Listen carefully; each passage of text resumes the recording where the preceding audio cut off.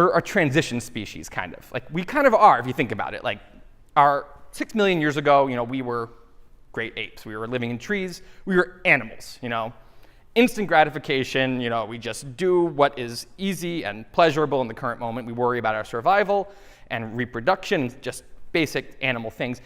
And then we developed this prefrontal cortex that is in a whole different kind of level of development that no other animal has. And we can visualize the future, and we can be rational.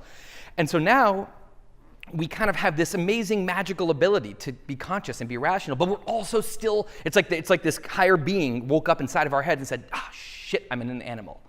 Because it's just stuck in an animal, and it has to deal with all of the different animal, insecurities and needs and tribal tendencies. Progress of the last 10 generations was probably going to be about the same as the progress of the next 10 generations. But as the species gets more and more advanced, you have something called the law of accelerating returns. A more advanced species can make progress quicker than a less advanced species. We probably made a lot more progress, for example, in the 19th century than we did in the 15th century overall. But if you get to this point, it starts accelerating, and our predictions get very wrong very quickly. So we've got your ant and your chicken and your ape and your human here, right? Now, just as an analogy here, so just say you have an AI that has gotten up to here, and it can get itself just a little smarter than Einstein. Now, Einstein's a pretty sick computer scientist, if that's what he dedicated his career to. He would have been real good at that, right? So now it makes itself smarter than Einstein. Now it's the smartest thing that's ever lived. It makes itself way smarter, and before you know it, it's up 2 full steps above us. Now, same distance that we are to this chimp, okay? Just think about how big a deal 2 steps is. Chimps are damn smart. Their brains look a lot like ours on a table, okay? Their DNA is 99% the same as ours. And yet,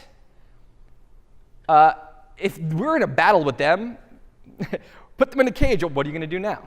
You're in a cage. Oh, and I have a taser and a gun, and I can poison your food, and you have no power, and I'm God to you because of these 2 steps.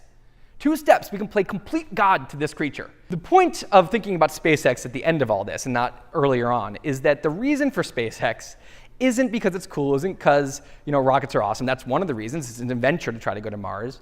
But it's the fact that life on Earth is precarious, given that we are in this exponential increase, that we're in the middle of it, that we're being really potentially very reckless. And it's hard to see it when we're in it. But we might be kids playing with a bomb. So that's what Elon wants to do. And they believe that they can send the first ships there in 2024 with people in them. And I just want to show you the size of the ship because it's extremely, extremely rad. It's the size of a skyscraper. That's a house at the bottom.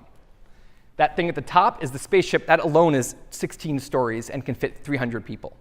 So they want to send that thing with 300 people to Mars, eventually, after 15 or 20 years, sending over 1,000 of them every 2 years, every time Earth laps Mars and they're next to each other.